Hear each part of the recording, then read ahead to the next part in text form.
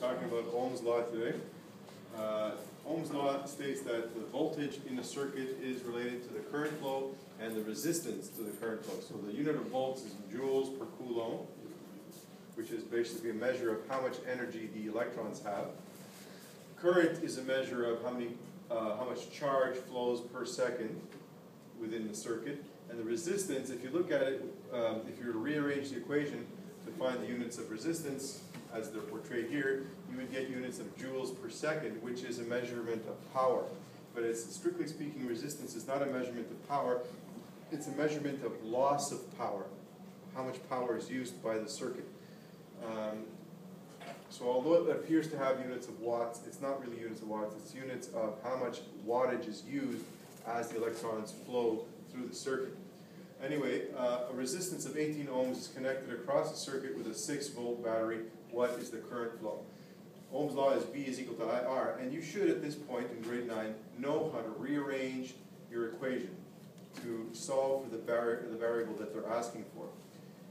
There's a skill known as transposition, whereby you can take the original equation, and if one variable equals two other variables multiplied, then you can shift the position of any other variable within the equation simply by following 4 simple rules.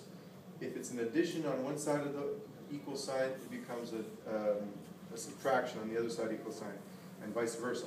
If it's a multiplication on one side of the equal sign, it becomes a division on the other side of the equal sign. So for example, if V is equal to IR and you wanted to know what R was, you would transpose the R. You would bring the R here, which is a multiplication on this side, but it turns into a division on the other side. So you would get I is equal to V divided by R.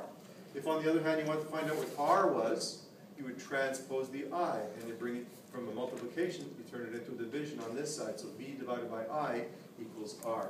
And that's what I wrote over here. You should be able, from this equation, to derive the other 2 equations using algebra that you learned in grade 9. So let's proceed with our problem. V is equal to IR. I is equal to V over R, because I've transposed the variable R onto this side, and then I plug in the numbers. Once I've isolated the variable that I'm looking for, this is the one that I'm looking for, I plug in the variables of the numbers that I do know. So 6 volts divided 18 ohms, 6 over 18 reduces to 1/3, and the unit of current is the amp. The second question asks, a vacuum cleaner draws 8 amps of current in a 120 volt circuit. What is the resistance? We use V is equal to IR. We're asked what the resistance is. That's the variable we're looking for. These 2 variables are the ones that we know. So we transpose the I, we get that R is equal to V over I. And then we plug in the numbers. 120 volts is the voltage of the circuit, which is what we get in household current. And an average vacuum cleaner draws about 8 amps of current. So an average vacuum cleaner has about 15 ohms of resistance in its circuit.